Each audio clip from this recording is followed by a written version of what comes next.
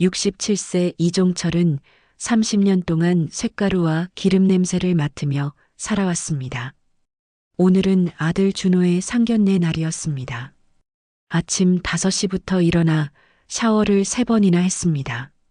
손톱 및 기름때를 칫솔로 벅벅 문질렀지만 30년 동안 몸에 밴 흔적은 쉽게 지워지지 않았습니다. 20년 된 정장을 꺼내 입었습니다. 아내가 살아있을 때 사준 마지막 옷이었습니다. 거울을 보니 초라한 노인이 서 있었습니다. 아들이 만난 박지연은 명문대를 나온 똑똑하고 예쁜 아이였습니다. 문제는 그 집안이었습니다. 건축사무소를 운영하는 아버지 박성민, 전직 은행원 출신 어머니, 상견례 장소도 그들이 정한 강남의 고급 한정식집이었습니다. 차 안에서 준호가 조심스럽게 말했습니다.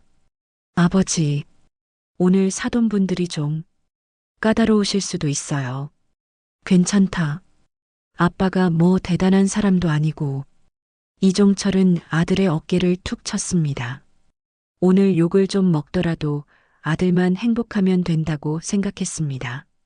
강남 한정식집 청담원, 발레 파킹 서비스, 대리석 바닥, 샹들리에. 입구부터 고급스러움이 흘렀습니다.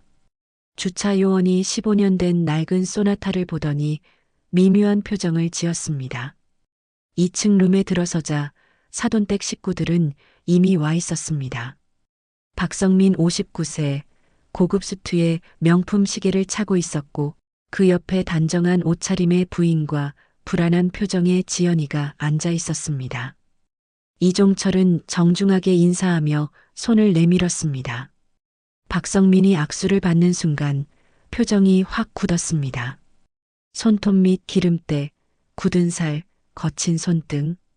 박성민은 재빨리 손을 빼더니 슬쩍 손을 닦는 신용을 했습니다. 이종철은 그걸 못 본 척했습니다. 자리에 앉자마자 박성민이 금박으로 새겨진 건축사 명함을 꺼냈습니다. 아버님은 무슨 일을 하십니까? 폐차장을 합니다. 원래는 고물상으로 시작했고요. 순간 룸안 공기가 얼어붙었습니다. 박성민 부인이 물잔을 들더니 입을 열었습니다. 세상에 쓸모없는 것들을 모아서 생계를 유지하신다니. 그래도 성실하시긴 하네요. 겉으론 칭찬처럼 들렸지만 속은 독이었습니다. 준호가 옆에서 주먹을 꽉 쥐었습니다. 이종철은 준호의 무릎을 가만히 눌렀습니다. 박성민이 물 한 모금 마시더니 본론을 꺼냈습니다. 솔직히 말씀드리겠습니다. 우리 딸은 건축사 집안에서 부족함 없이 자랐습니다. 명문대를 나왔고 주변 환경도 좋은 것만 봤습니다. 그런데 폐차장이라 솔직히 저희로선 받아들이기 힘든 부분이 있습니다. 준호가 벌떡 일어났습니다. 아버님, 그게 무슨 말씀이십니까? 박성민의 눈빛이 날카로워졌습니다. 진정해요, 준호 씨. 결혼은 너희끼리 하는 게 아니야. 집안끼리 하는 거지. 박성민 부인이 거들었습니다. 우리 지연이는 어릴 때부터 좋은 학원, 좋은 학교만 다녔어요. 그런 애가 폐차장 냄새 맡으며 명절 보내는 건 부모로선 용납이 안 돼요. 폐차장 냄새. 그 말에 이종철은 가슴이 철렁 내려앉았습니다. 30년 동안 몸에 밴 땀과 기름과 쇳가루 냄새가 그렇게 더러운 것이었습니다. 엄마, 아빠, 제발 그만해요. 지연아, 넌 가만히 있어. 어른들이 얘기하는데. 지연이가 눈물을 흘리며 소리쳤지만 박성민 부인은 차갑게 제지했습니다. 이종철은 조용히 앉아 있었습니다. 30년 동안 이런 무시를 수없이 당했지만 오늘만큼은 참기 힘들었습니다. 아들이 모욕당하고 있었으니까요. 박성민이 찻잔을 내려놓으며 냉정하게 말했습니다. 신혼집은 어떻게 마련하실 건가요? 준호가 말을 잇지 못하자 박성민 부인이 비웃었습니다. 결국엔 우리가 다 지원해줘야 하는 거잖아요. 솔직히 우리 딸만 손해보는 거 아닌가요? 그 순간 박성민이 단도직입적으로 말했습니다. 죄송하지만 이 결혼은 어렵겠습니다. 루만이 조용해졌습니다. 네. 준호의 목소리가 떨렸습니다. 우리 딸이 폐차장 집안으로 시집가서 고생하는 건 못 봅니다. 상견례장이 아수라장이 되었습니다. 아버님, 저는 지연이를 정말 사랑합니다. 제 아버지가 폐차장을 하시든 뭘 하시든 그게 뭐가 문제입니까? 지연이가 울면서 아버지에게 매달렸습니다. 아빠, 제발요. 저는 준호 씨 없으면 못 살아요. 지연아, 정신 차려. 네가 나중에 후회할 거야. 준호가 소리쳤고 지연이가 울면서 아버지에게 매달렸습니다. 하지만 박성민은 단호했습니다. 이종철은 조용히 일어섰습니다. 준호야, 가자. 아버지, 가자. 더 이상 욕먹을 필요 없어. 이종철의 목소리는 담담했지만 눈빛은 차가웠습니다. 박성민이 마지막으로 말했습니다. 준호 아버지, 오해는 마십시오. 직업으로 차별하는 건 아닙니다. 다만 현실적으로. 알겠습니다. 이종철이 박성민을 똑바로 쳐다봤습니다. 지연이 아버지 말씀이 맞습니다. 폐차장하는 사람이 건축가 집안이랑 사돈 맺는 게 과분하죠. 이종철은 아들의 손을 잡고 상견례장을 나왔습니다. 뒤에서 지연이가 울부짖는 소리가 들렸지만 돌아보지 않았습니다. 차 안에서 준호가 울먹였습니다. 아버지, 제가 더 잘했어야 했는데. 준호야, 내 잘못이 아니야. 그 사람들이 우릴 무시한 거지. 이종철은 아들의 어깨를 토닥였습니다. 하지만 속으로는 분노가 끓어올랐습니다. 준호가 창밖을 보며 떨리는 목소리로 말했습니다. 아버지, 저 포기 못해요. 지연이 꼭 만날 거예요. 그래. 아버지가 폐차장하셔서가 아니에요. 아버지는 제가 아는 사람 중 가장 훌륭한 분이에요. 이종철은 아무 말도 하지 않았습니다. 그저 차창 밖을 바라보며 조용히 생각했습니다. 집으로 돌아온 이종철은 폐차장 사무실로 향했습니다. 낡은 책상, 기름때 묻은 의자, 쌓여있는 부품 목록. 30년 동안 자신이 읽어온 공간이었습니다. 책상 서랍을 열었습니다. 오래된 장부들, 거래처 명함들, 그리고 먼지 쌓인 서류철 하나. 이종철은 그 서류철을 꺼내 한참을 바라봤습니다. 그저 서류철을 쓰다듬으며 조용히 중얼거렸습니다. 때가 되면 알게 되겠지. 무슨 서류인지는 알 수 없었지만 이종철의 눈빛엔 묘한 여유가 담겨 있었습니다. 준호한테 전화가 왔습니다. 지연이 울면서 전화를 걸었다고 했습니다. 부모님이 준호를 다시 만나지 말라고 한다고. 준호가 말했습니다. 아버지, 저 계속 설득할 거예요. 지연이랑 꼭 결혼할 거예요. 이종철은 아들을 보며 빙그레 웃었습니다. 그래, 내가 정말 사랑한다면 포기하지 마라. 그리고 준호야, 아빠는 괜찮다. 너무 신경 쓰지 마라. 아빠도 나름 30년 동안 열심히 살았으니까. 준호는 무슨 말인지 정확히 이해하지 못했습니다. 하지만 아버지의 눈빛이 평소와 달랐습니다. 뭔가 단단한 결심이 담긴 눈빛이었습니다. 상견례가 끝난 그날 밤, 준호는 잠을 이루지 못했습니다. 아버지의 얼굴이 자꾸만 떠올랐습니다. 쓸모없는 것들을 모아 생계를 유지하신다니. 그 말을 들을 때 아버지의 눈빛. 겉으로는 담담하게 웃으셨지만 준호는 알고 있었습니다. 아버지가 얼마나 상처받으셨는지. 새벽 2시 준호는 지연에게 전화를 걸었습니다. 지연의 목소리도 울먹이고 있었습니다. 두 사람은 한참을 울다가 다짐했습니다. 반드시 결혼하겠다고. 부모가 반대해도 함께하겠다고. 3일 후에 우리 부모님 다시 만나요. 제가 꼭 설득할게요. 지연의 목소리는 떨렸지만 결연했습니다. 3일 후 박성민의 집 거실. 준호와 지연이 나란히 앉아 있었고 맞은편엔 박성민 부부가 차가운 표정으로 앉아 있었습니다. 아빠, 엄마, 저 결혼하고 싶어요. 지연이 떨리는 손을 깍지 끼며 입을 열었습니다. 박성민의 눈썹이 치켜 올라갔습니다.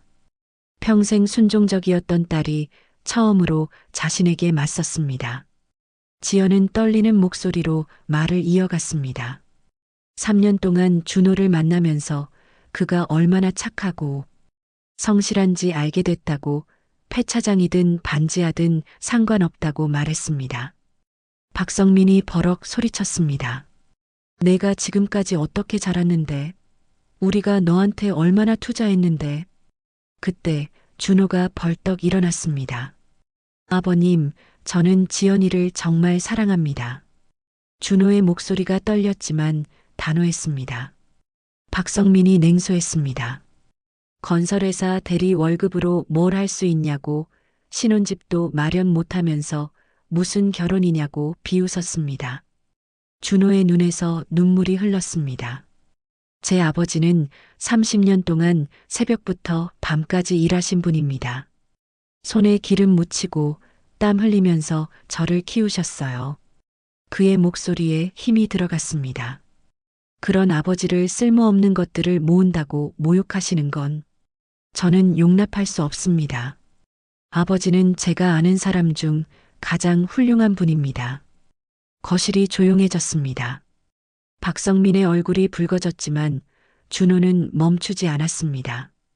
비록 가난하지만 거짓말 한 번 안 하시고 남한테 피해 주지 않으려 평생 조심하며 사신 분이라고 말했습니다. 지금 나한테 대드는 거야? 대드는 게 아닙니다. 제 아버지를 지키는 겁니다. 준호가 지연의 손을 꽉 잡았습니다. 그때 지연이 눈물을 흘리며 소리쳤습니다. 결혼 허락 안 해주시면 저 집 나가서 준호 씨랑 살 거예요. 제 인생이에요. 아빠가 정해주는 거 아니에요. 지연이 떨리는 목소리로 외쳤습니다. 저는 준호 씨랑 결혼할 거예요. 아빠가 반대하시든 엄마가 반대하시든 저는 할 거예요. 준호 없으면 못 살아요. 제발 축복해 주세요. 거실에 긴 침묵이 흘렀습니다. 박성민은 창밖을 바라보며 한숨을 쉬었습니다. 딸의 눈빛을 보니 알 수 있었습니다. 막아봤자 소용없다는 것을. 차라리 조건을 걸어 통제하는 게 나았습니다. 좋다. 대신 조건이 있다. 폐차장 아버지가 한 달 안에 역세권에 신혼집 마련하면 결혼 허락해주지. 준호가 고개를 숙였습니다. 한 달 후에 보여드리겠습니다. 말은 담담하게 했지만 앞이 막막했습니다. 이렇게 해서라도 지연이랑 결혼하는 게 맞는지. 집으로 돌아오는 길, 준호는 아버지께 전화를 걸었습니다. 지연이 아버지가 조건부로 결혼을 허락했다고 한 달 안에 신혼집을 보여드려야 한다고 전했습니다. 아버지, 우리가 어떻게 한 달 안에 집을 구해요? 알았다. 정말 괜찮으세요? 무리하시는 거 아니에요? 준호야, 아빠 믿어봐. 아빠가 알아볼게. 하지만 역세권은 전세만 해도 2억이 넘는데. 걱정 마. 아빠한테 방법이 있어. 폐차장하면서 알게 된 사람들이 많거든. 그 중에 부동산 쪽 아는 사람한테 부탁해 볼게. 준호는 안도의 한숨을 쉬었습니다. 아버지가 인맥으로 좋은 집을 싸게 구해주시려나 보다 생각했습니다. 한 달이 얼마 남지 않았습니다. 준호는 매일 불안한 마음으로 아버지의 연락을 기다렸습니다. 과연 신혼집을 구할 수 있을까? 폐차장 수입으로 역세권 전세를 마련하는 게 가능할까? 한 달째 되는 날 오후 아버지한테 전화가 왔습니다. 준호야, 신혼집 구했다. 정말요? 어디예요? 구로 쪽이야. 역에서 가깝고. 내일 오후 2시에 만나자. 지연이도 같이 데리고 와. 다음 날 준호와 지연은 구로역 근처에서 이종철을 만났습니다. 이종철은 평소처럼 낡은 점퍼를 입고 있었습니다. 그는 말없이 골목길을 걸었고 깔끔한 5층짜리 상가 건물 앞에서 멈췄습니다. 여기야. 와, 여기 건물 괜찮은데요? 1층엔 카페와 편의점이 있었습니다. 현대적이고 깨끗한 건물이었습니다. 아버지, 여기 전세 얼마예요? 이종철이 잠시 멈칫했습니다. 전세도 아니고 월세도 아니야. 사실은 아빠 친구 건물이야. 30년 전부터 알고 지낸 형님인데 지금 미국에 계셔. 건물 관리를 내가 좀 도와주고 있거든. 그분이 3층 비어 있으니까 너희 쓰라고 하셨어. 당분간은 공짜로. 공짜요. 두 사람이 놀라서 외쳤습니다. 응. 나중에 형님 한국 오시면 그때 가서 월세든 뭐든 정하면 된대. 지금은 그냥 관리 차원에서 사람 살게 하는 게 낫다고 하셨어. 준호는 안도의 한숨을 쉬었습니다. 다행이었습니다. 아버지가 인맥을 동원해서 해결하신 것 같았습니다. 이종철은 건물 안으로 들어가며 3층을 보여줬습니다. 깨끗하게 리모델링된 40평대 공간이었습니다. 준호는 아버지를 꼭 껴안았습니다. 아버지, 정말 고맙습니다. 친구분도 정말 좋은 분이시네요. 이종철은 빙그레 웃었습니다. 그날 저녁 지연은 부모님께 전화를 걸었습니다. 아빠, 엄마 신혼집 봤어요. 구로 쪽인데 역에서 5분 거리예요. 전세금이 얼마나 되는데?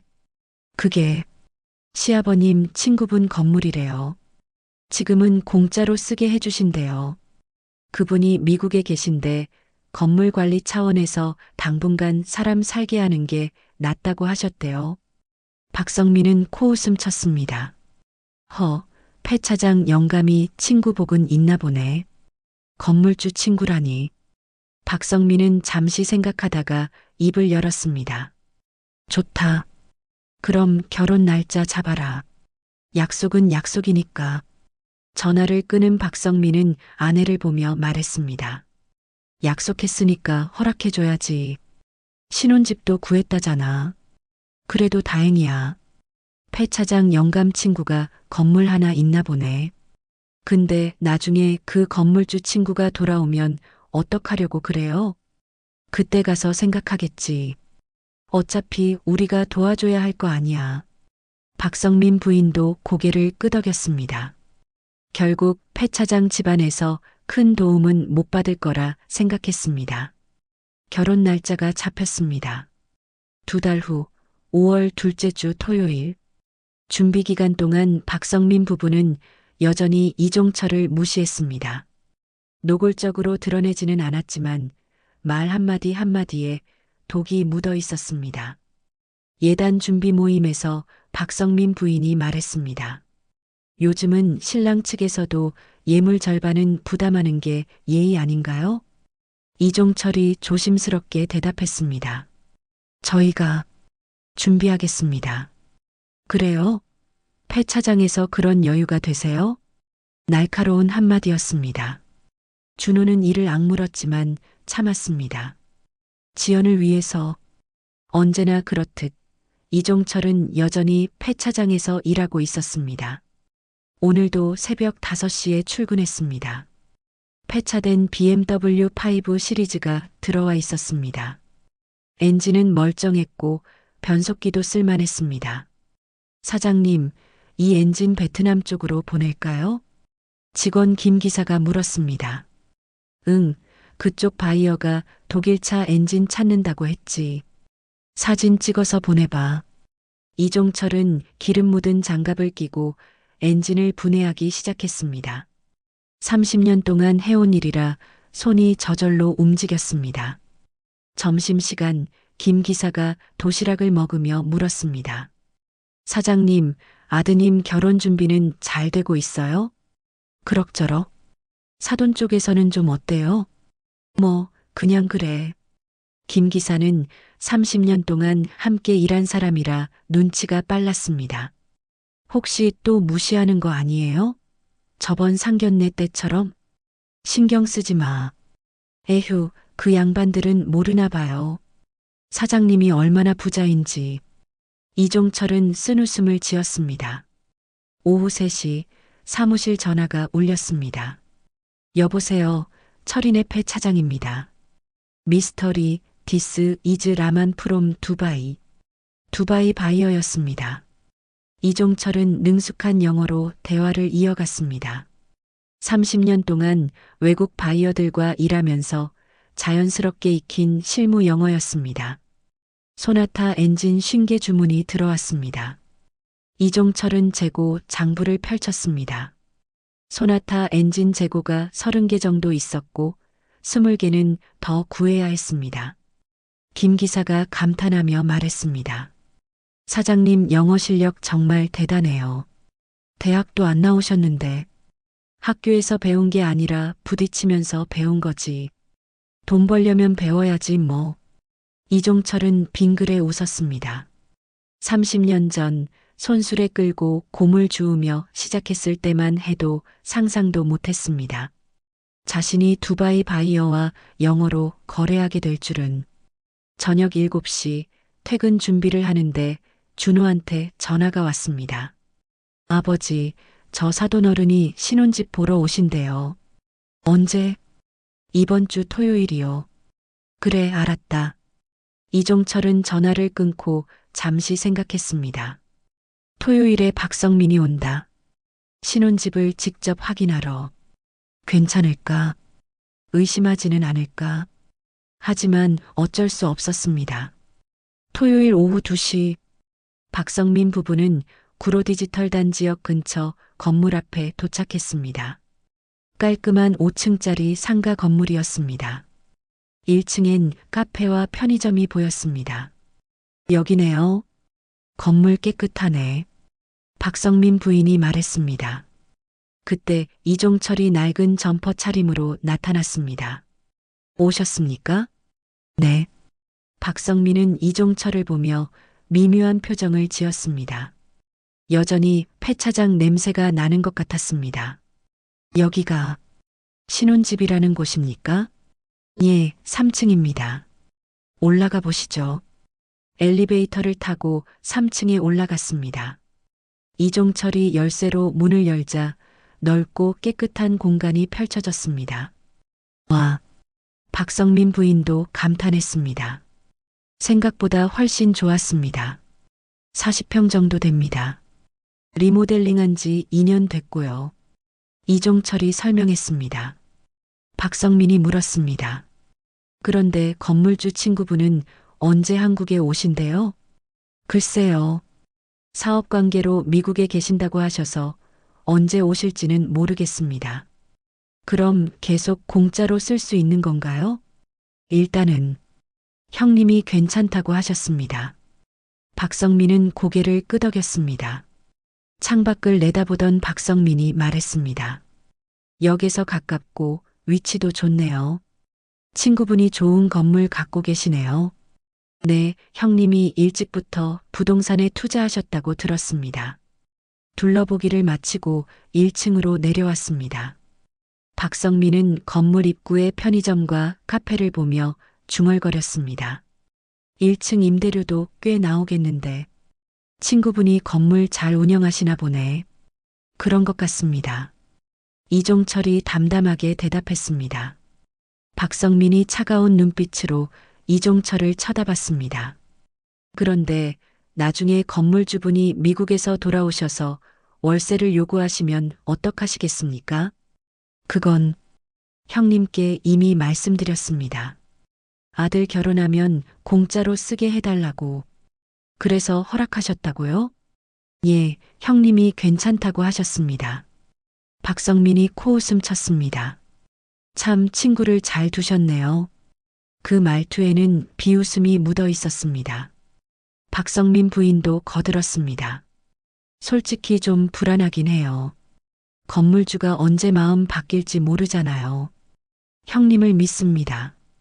30년 동안 알고 지낸 사이라. 이종철이 조용히 대답했습니다. 차 안에서 박성민 부부는 대화를 나눴습니다. 여보, 그래도 다행이에요. 신혼집이라도 괜찮은데 구했으니까. 남의 건물인데 뭐가 다행이야. 언제 쫓겨날지 모르는데. 그래도 폐차장 사돈 친구가 건물주라니 운이 좋네요. 박성민은 한숨을 쉬었습니다. 뭐, 그래도 어쩌겠어. 우리가 많이 도와줘야지. 결혼 준비도 우리가 거의 다 해야 할 것 같아요. 결국 폐차장 집안에서 큰 도움은 못 받는 거지. 박성민 부인이 고개를 끄덕였습니다.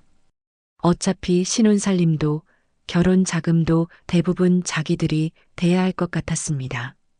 박성민은 창밖을 바라보며 생각했습니다. 친구 덕에 신혼집은 해결했지만 결국 남덕 보는 거네. 폐차장 영감 본인 돈으로 마련한 건 하나도 없잖아. 그날 밤 이종철은 폐차장 사무실에 홀로 앉아 있었습니다. 낡은 책상, 기름때 묻은 의자, 쌓여있는 부품 목록. 30년 동안 자신이 일궈온 공간이었습니다. 이종철은 창밖을 바라보며 한숨을 쉬었습니다. 박성민, 저 사람은 끝까지 날 무시하는구나. 남덕 보는 폐차장 영감이라고 생각하겠지. 하지만 이종철은 아무 말도 하지 않았습니다. 때가 되면 알게 될 것입니다. 언젠가는. 이종철은 불을 끄고 사무실을 나섰습니다. 어둠 속에서 폐차장의 실루엣만이 남았습니다. 결혼식 날이 밝았습니다. 5월 둘째 주 토요일 오후 1시 강남의 한 예식장. 박성민이 고집해서 정한 곳이었습니다. 우리 쪽 하객들이 강남 사람들이 많아서요. 폐차장 쪽은 뭐 어디서 하든 상관없겠지만 그 말을 들었을 때 준호는 주먹을 쥐었지만 참았습니다. 예식장 로비. 신랑 측 하객들이 하나둘 도착했습니다. 이종철의 폐차장 직원들, 고물상 동업자들, 부품 수출 거래처 사람들. 그들은 최선을 다해 정장을 차려입었지만 세월의 흔적을 숨길 수는 없었습니다. 손등에 굳은 살, 햇볕에 그을린 얼굴, 어색하게 맨 넥타이. 김 기사 62세는 20년 만에 입는 양복이 몸에 맞지 않아 불편해했습니다. 사장님, 축하드립니다. 고맙네, 김 기사. 근데 사장님, 여기 예식장 진짜 비싸 보이네요. 사돈 쪽에서 정한 곳이야. 반면 신부 측 하객들은 달랐습니다. 건축사무소 직원들, 대학 동문들, 은행원 친구들, 명품 가방, 세련된 옷차림, 여유로운 웃음. 그들은 신랑 측 하객들을 힐끗힐끗 쳐다보며 수군거렸습니다. 저쪽이 신랑 측이래요. 어머, 다들 힘든 일 하시는 분들 같은데? 신랑 아버지가 폐차장 하신다잖아요. 아, 그래서 그 소리가 이종철의 귀에도 들렸습니다. 하지만 그는 아무렇지 않은 듯 웃으며 하객들을 맞이했습니다. 본식이 시작되기 전 양가 부모 대기실. 박성민 부부는 고급 한복과 양복을 입고 있었습니다. 수백만 원짜리 맞춤 옷이었습니다. 반면 이종철은 기성 양복을 입고 있었습니다. 박성민 부인이 이종철을 보며 작은 소리로 남편에게 속삭였습니다. 여보, 저 양복 좀 봐요. 완전 기성품이잖아요. 쉿, 작게 말해. 하지만 그 소리는 이종철에게도 들렸습니다. 이종철은 못 들은 척하며 조용히 앉아 있었습니다. 본식이 시작됐습니다. 사회자의 멘트가 울려 퍼지고 행진곡이 흐르며 준호와 지연이 입장했습니다. 양가 부모님도 자리에 앉았습니다. 박수 소리가 울렸지만 신부 측과 신랑 측의 박수 소리에는 온도 차이가 있었습니다. 신부 측 하객 중 한 명이 옆 사람에게 속삭였습니다. 저기 신랑 아버지 보이시죠? 폐차장 하신대요. 어머, 그래요? 신부 아버지는 건축가라던데. 그러니까요. 좀 안 어울리는 것 같아요. 피로 연장. 양가 테이블이 나란히 배치되어 있었습니다. 하객들이 축하하러 왔습니다. 신랑 측 하객 한 명이 다가왔습니다. 폐차장 거래처 사장이었습니다. 60대 중반, 거친 손을 가진 남자였습니다. 사장님, 축하드립니다. 고맙네. 멀리서 와줘서. 당연히 와야죠. 사장님 덕분에 우리도 장사 잘하고 있잖습니까? 따뜻한 대화가 오갔습니다. 그 모습을 보던 박성민 부인이 남편에게 속삭였습니다. 여보, 저쪽 하객들. 다들 그쪽 업계 사람들이네요. 그러게. 폐차장 관련 사람들이겠지. 좀 수준 차이가 나는 것 같아요. 박성민은 고개를 끄덕였습니다. 신부 측에서는 건축사무소 직원들이 와서 세련되게 인사하고 갔습니다. 그 차이가 명확했습니다. 피로연이 한창일 때였습니다. 박성민의 친척 중 한 명이 다가와 물었습니다. 성민아, 신혼집은 어떻게 됐어? 아, 구로 쪽에 구했어요. 전세금이 얼마나 돼? 박성민이 잠시 멈칫하더니 대답했습니다.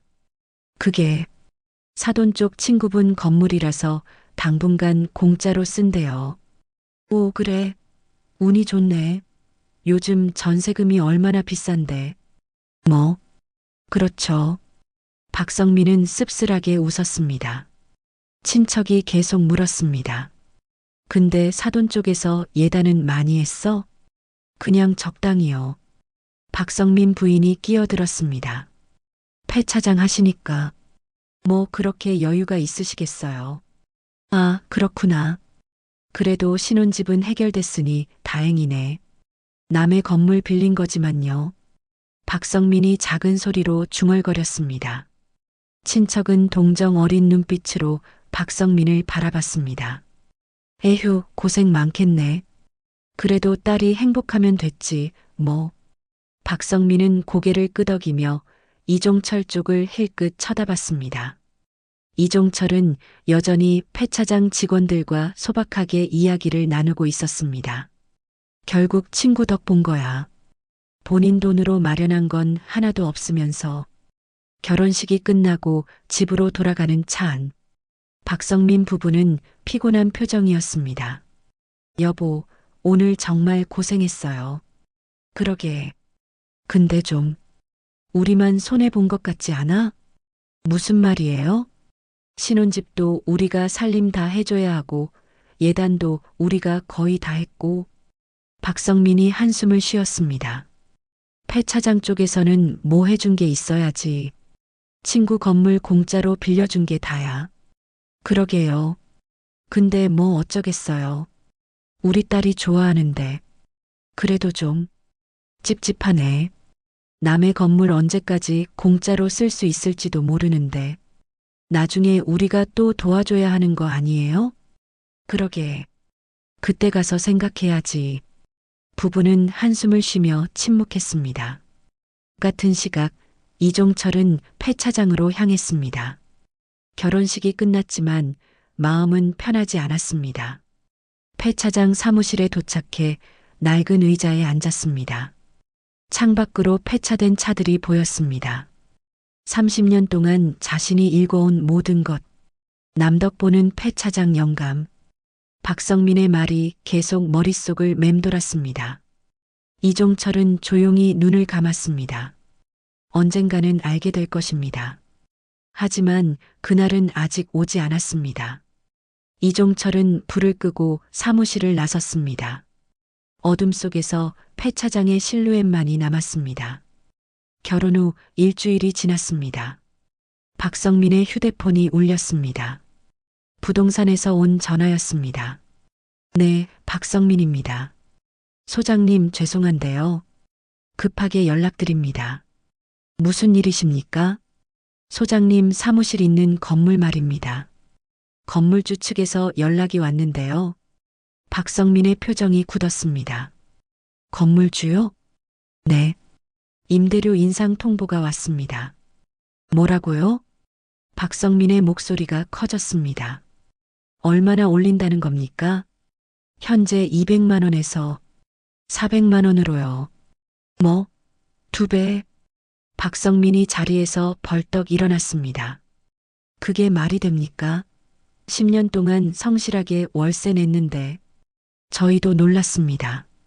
근데 건물주 측에서는 시장 시세에 맞춰 조정하는 거라고. 건물주가 누구라고 했습니까? 미국에 있다던 그 사람? 아니요, 건물주는 계속 김순희 씨입니다. 본인이 직접 연락 오셨어요. 김순희? 박성민이 멈칫했습니다. 10년 동안 한 번도 연락 없던 사람이 갑자기, 네, 이상하긴 한데 어쨌든 정식 통보가 왔습니다. 전화를 끊은 박성민은 당황한 표정으로 아내에게 말했습니다. 여보, 큰일 났어. 사무실 월세를 2배로 올린대.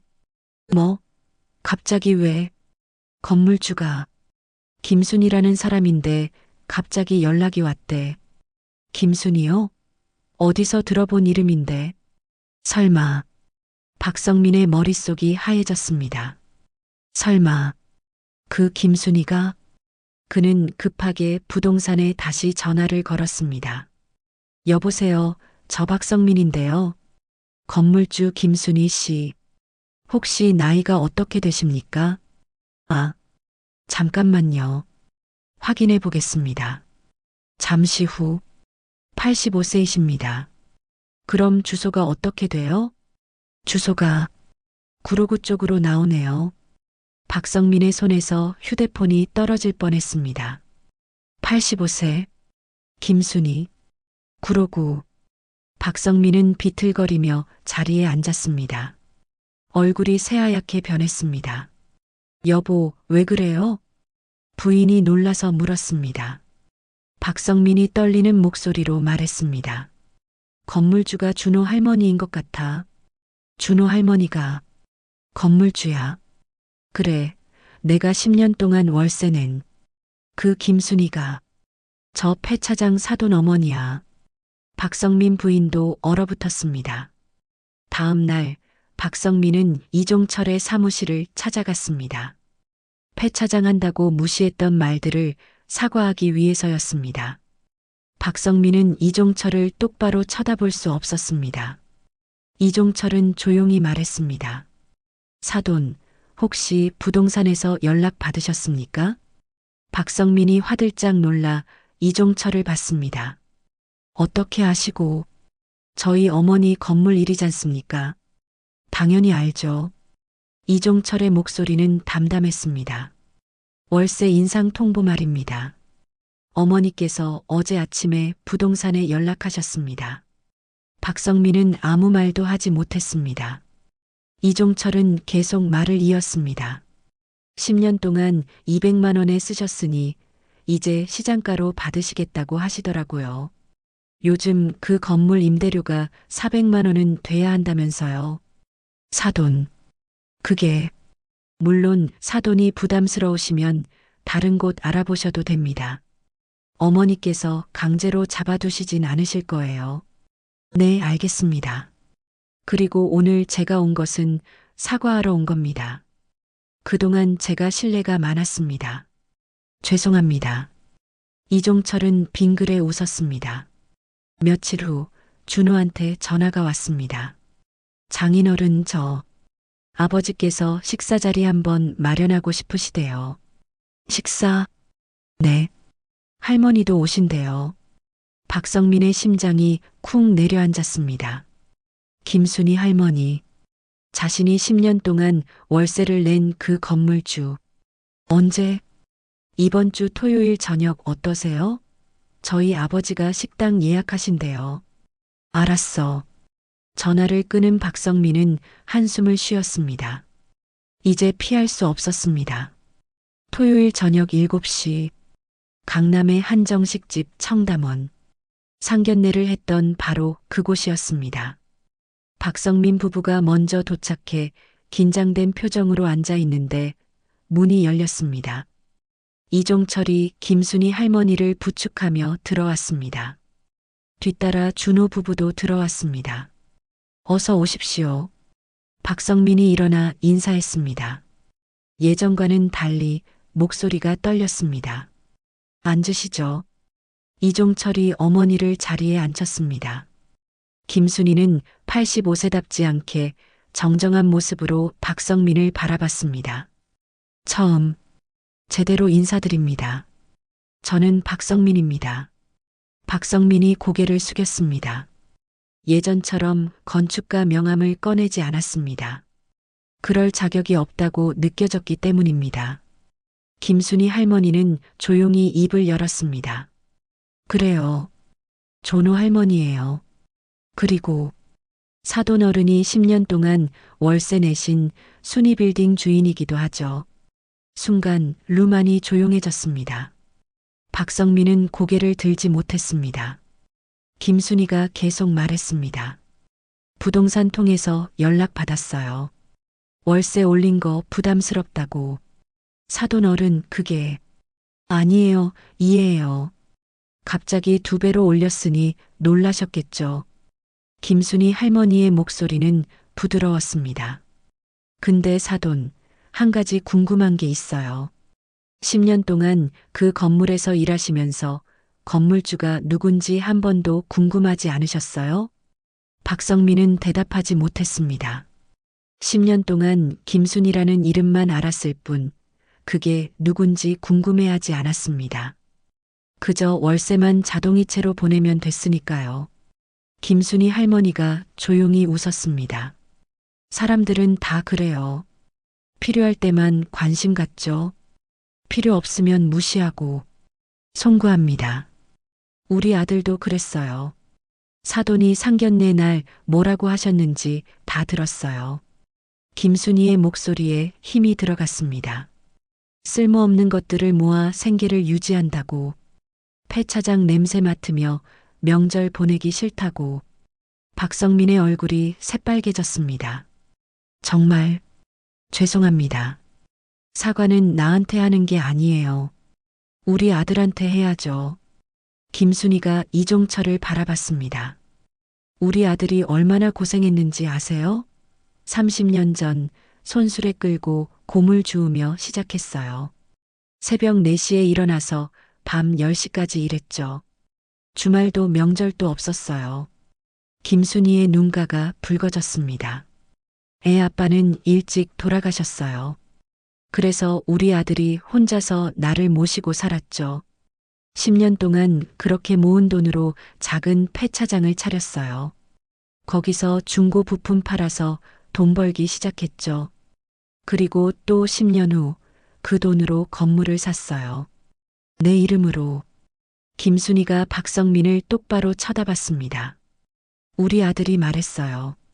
엄마 평생 고생만 하셨으니 이제 건물주 되시라고. 그래서 내 이름으로 해준 거예요. 사돈, 20년 전에 우리 아들이 폐차장으로 5억짜리 건물 샀어요. 지금은 시세가 20억이 넘죠. 박성민은 그제야 깨달았습니다. 자신이 얼마나 큰 실수를 했는지. 쓸모없는 것들을 모은다고 비웃었던 그 폐차장 영감이 20년 전에 이미 자기보다 훨씬 큰 부자였다는 것을. 이종철이 조용히 입을 열었습니다. 사돈. 네. 저는 대학도 못 나왔습니다. 고졸이에요. 건축사 같은 자격증도 없고 평생 기름 묻히고 쇳가루 마시며 일했어요. 손에는 늘 굳은 살이 박혀 있고. 이종철이 자신의 거친 손을 내밀었습니다. 이런 손이죠. 사돈 어른이 상견례 날 악수하시다가 금방 놓으셨던. 박성민은 부끄러워 고개를 들지 못했습니다. 하지만 저는 정직하게 살았습니다. 남한테 피해 주지 않으려고 노력했고. 이종철의 목소리는 담담했습니다.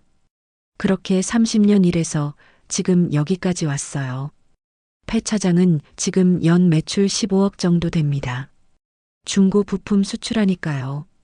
박성민이 눈을 크게 떴습니다. 연 매출 15억? 자기 건축사무소는 연 매출 5억도 안 됐습니다. 건물도 어머니 명의로 된 거 말고 제 명의로도 2채 더 있습니다. 하나는 인천에, 하나는 지금 준호가 사는 건물이에요. 박성민 부부는 놀란 얼굴로 이종철을 바라봤습니다.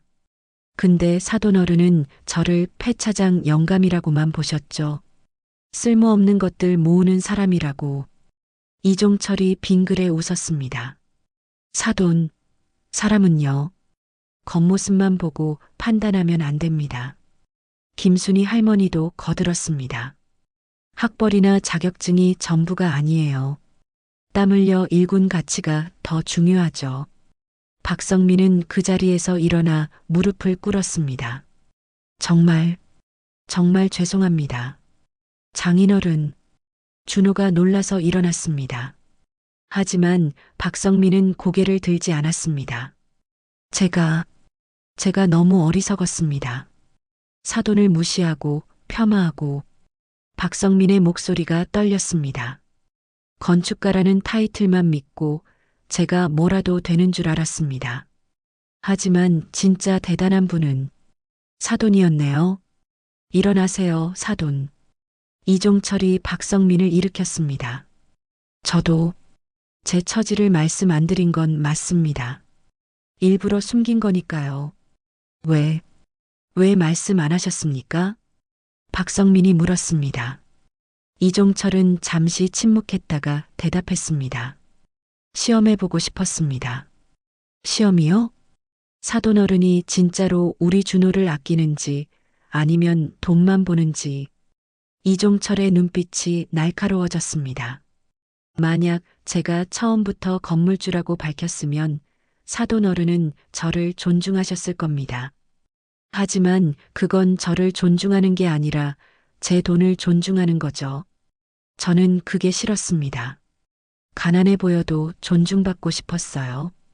박성민은 아무 말도 하지 못했습니다. 식사가 끝나고 집으로 돌아가는 차 안. 박성민 부인이 한숨을 쉬었습니다. 여보, 우리 정말 큰 실수했어요.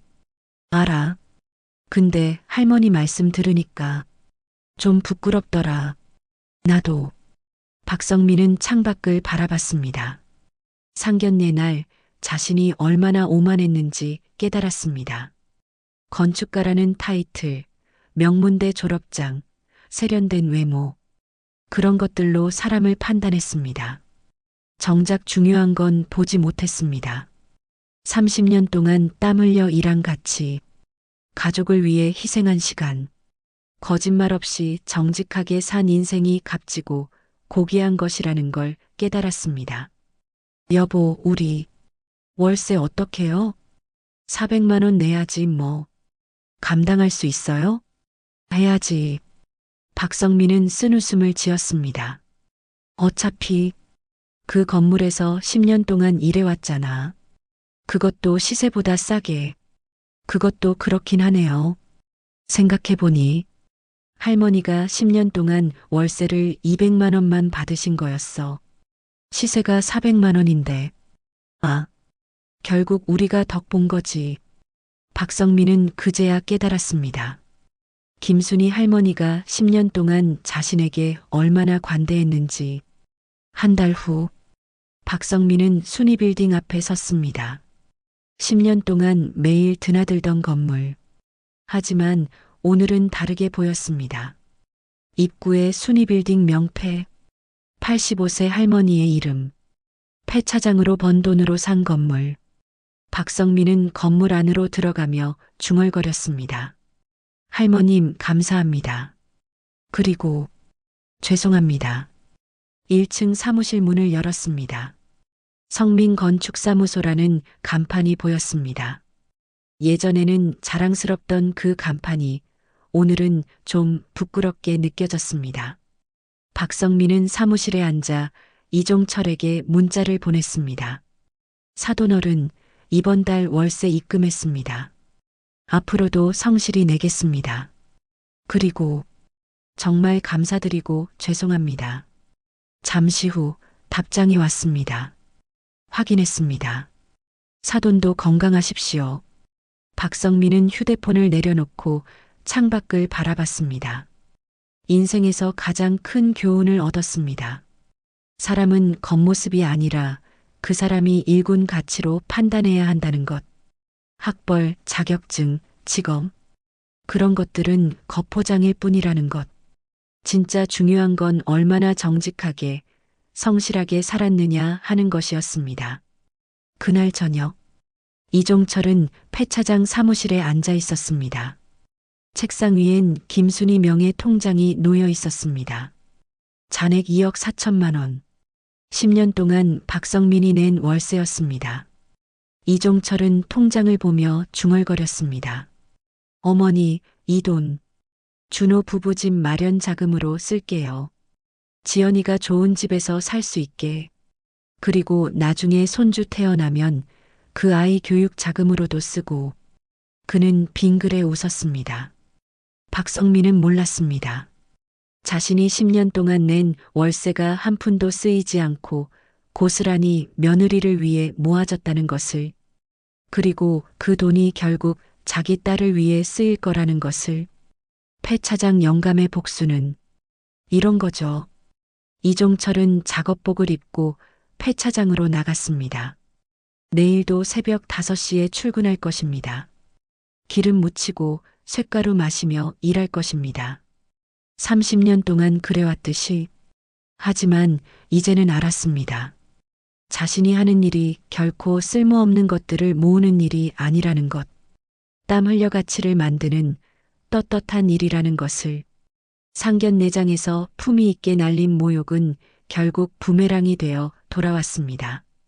사람을 겉모습만 보고 판단한 대가로 박성민은 평생 잊지 못할 교훈을 얻었습니다. 이종철은 여전히 폐차장에서 일합니다. 하지만 이제 박성민은 압니다. 진짜 부자는 티내지 않고 사는 법이라는 것. 그리고 사람의 가치는 학벌이 아니라 땀으로 일군 것에 있다는 것을. 30년 동안 쓸모없는 것들을 모으며 살았던 폐차장 영감.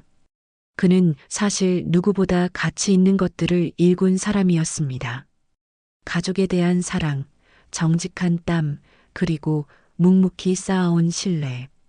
그것이야말로 이 세상에서 가장 값진 것이었습니다.